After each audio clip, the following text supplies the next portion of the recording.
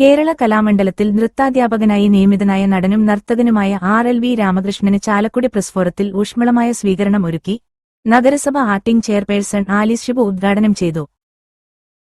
പ്രസ്ഫോറം നടത്തുന്ന ഇന്നത്തെ ഈ ആദരവിന് എല്ലാവിധ ആശംസകളും പ്രിയപ്പെട്ട ഡോക്ടർ RLV രാമകൃഷ്ണന് ഞാൻ സമർപ്പിക്കുകയാണ്.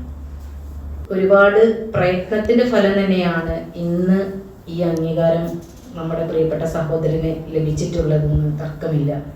നന്നായി അധ്വാനിച്ചിട്ട് വളരെയധികം കഷ്ടപ്പാടുകളിലൂടെ ജീവിച്ച് ചേട്ടൻ്റെ കൈപിടിച്ച് വളർന്ന് അമ്മയും അച്ഛനും സഹോദരങ്ങളും എല്ലാവരും തന്നെ കൈപിടിച്ചുയർത്തി തൻ്റെ പരിശ്രമവും സഹജീവികളോടുള്ള കാരുണ്യവും ഒക്കെ ഒരുപാട് ശിഷ്യഗണങ്ങൾ ഇതിനോടകം തന്നെ പ്രിയപ്പെട്ട രാമകൃഷ്ണനുണ്ട്.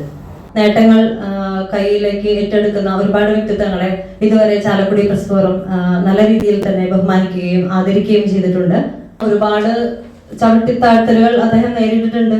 ആ ഒരു സാഹചര്യത്തിൽ നിന്ന് ചവിട്ടിത്താഴ്ത്തിയെടുത്ത് തന്നെ തല ഉയർത്തി പിടിച്ചു നിൽക്കുന്ന ആ ഒരു വേദിയിൽ നിൽക്കാനുള്ള എല്ലാ കഴിവുകളും അദ്ദേഹത്തിനുണ്ട്.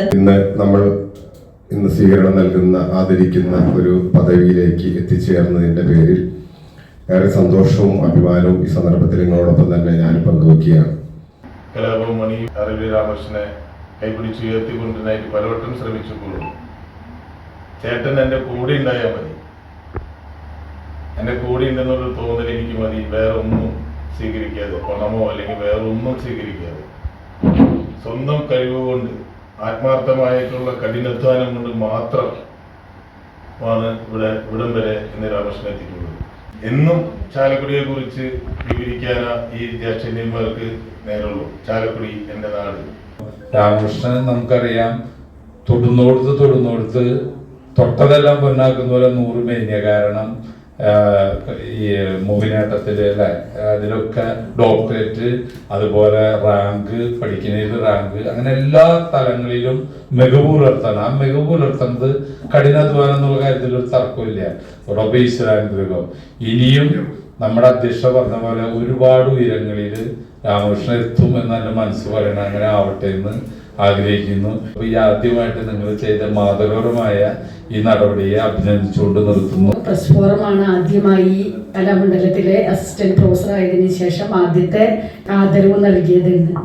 അപ്പോൾ ആദ്യമായി നൽകുന്ന ഈ ആദരവ് ഇനിയും ഒട്ടേറെ ആദരവ് ലഭിക്കാനായിട്ട് ഇടവരട്ടെ. അതുല്യ കലാകാരന്റെ സഹോദരനായിരുന്നിട്ട് പോലും അത്തരത്തിലുള്ള യാതൊരു പ്രിവിലേജും രാമകൃഷ്ണൻ സാർ ഉപയോഗിച്ചതായിട്ട് നമുക്ക് അറിയില്ല.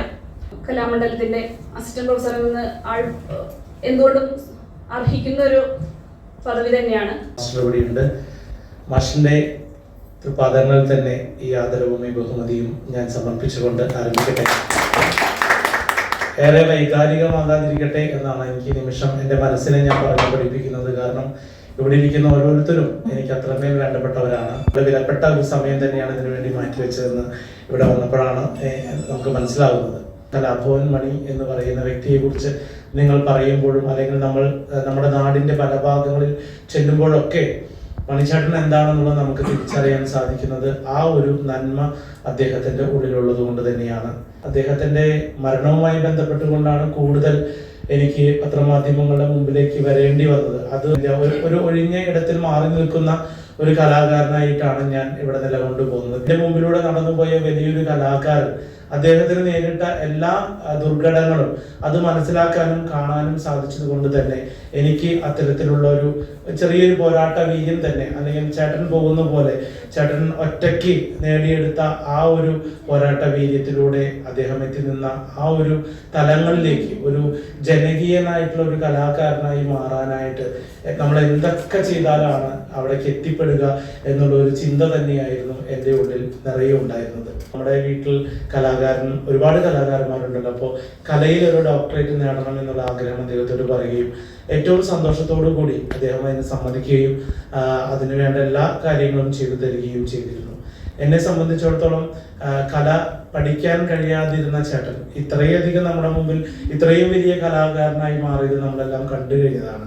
എന്നാൽ അദ്ദേഹത്തിന് എന്നെ പോലെ ഒരു പ്രാക്ടീസോ എന്നെ പോലെ ഒരു ക്ലാസ്സോ ഒക്കെ അദ്ദേഹത്തിന് കിട്ടുകയാണെങ്കിൽ എത്രമേൽ എവിടെ എത്തും എന്നുള്ളത് ഇനി നമുക്ക് പറയേണ്ട ഒരു കാര്യമില്ല. അപ്പൊ അതുകൊണ്ട് തന്നെ ശാസ്ത്രീയ കല പഠിക്കാൻ ഒരു അവസരം കിട്ടിയപ്പോൾ അതിൻ്റെ അങ്ങേയറ്റം ആത്മാർത്ഥതയോടുകൂടി തന്നെ പഠിച്ച് ആ ഓരോ വിജയങ്ങളും ചേട്ടൻ്റെ മുമ്പിലേക്ക് എത്തിക്കുമ്പോൾ ഉടനെ എനിക്കൊരു കോഴ്സ് കൂടെ പഠിക്കരുത്, അതേ കോളേജിൽ തന്നെ ഞാൻ പഠിപ്പിച്ച വിദ്യാർത്ഥികൾക്കൊപ്പം വീണ്ടും ഒരു MA ഭരതനാട്യത്തിനും കൂടെ ചേർന്നു 2022-2024 കാലഘട്ടങ്ങളിൽ.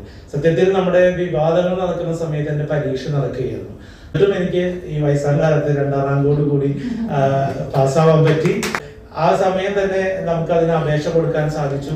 ഇന്റർവ്യൂ ബോർഡിലും ഈ പറഞ്ഞ പോലെ ഒരുപാട് പരിപാടികൾക്കുള്ള ഓട്ടത്തിലായിരുന്നു. അപ്പൊ രാത്രി ട്രെയിൻ യാത്രകളിലും ഒക്കെ ഞാൻ പഠിക്കുന്ന സമയത്ത് എൻ്റെ ട്രെയിനിന് താഴെ ഞാൻ ട്രെയിനിൽ ലൈറ്റിട്ട് പുസ്തകം വായിക്കുകയായിരുന്നു. അപ്പോൾ എൻ്റെ മോളിൽ കിടക്കണ എന്നെ ചീത്ത പറഞ്ഞ് പിന്നെ ലാസ്റ്റ് പരിചയപ്പെട്ട് കഴിഞ്ഞപ്പോൾ പറഞ്ഞു നാളെ ഒരു ഇന്റർവ്യൂ ഉണ്ട്, അതുകൊണ്ട് മണിച്ചേട്ടനായില്ല എന്ന് പറഞ്ഞപ്പോൾ ചീത്ത പറഞ്ഞ ആൾക്ക് അബദ്ധമായി തോന്നി. പിന്നെ ഞങ്ങൾ പരിചയപ്പെട്ട് ഞങ്ങൾ നമ്പറൊക്കെ വായിച്ചു. എന്നോട് ഈ ജോലി കിട്ടിയിട്ട് ആദ്യം അദ്ദേഹം എന്നെ വിളിച്ച് സോറി പറഞ്ഞ് അറിയായിരുന്നു ശരിക്കും. ഇത്രയധികം കഷ്ടപ്പെട്ടിട്ടാണല്ലോ നിങ്ങൾ നേടിയത് എന്നുള്ളൊരു ആ ഒരു വാക്ക്. പഠിക്കാൻ ആഗ്രഹമുള്ള ആർക്കും സാമ്പത്തിക ബുദ്ധിമുട്ടുകൾ നോക്കാതെ നൃത്തകല പരിശീലിപ്പിക്കണമെന്ന സഹോദരൻ കലാഭവൻ മണിയുടെ ആഗ്രഹം ഇന്നും പാലിക്കുന്നുണ്ടെന്നും രാമകൃഷ്ണൻ അറിയിച്ചു. Press forum president Bharitha Pratap അധ്യക്ഷത വഹിച്ചു.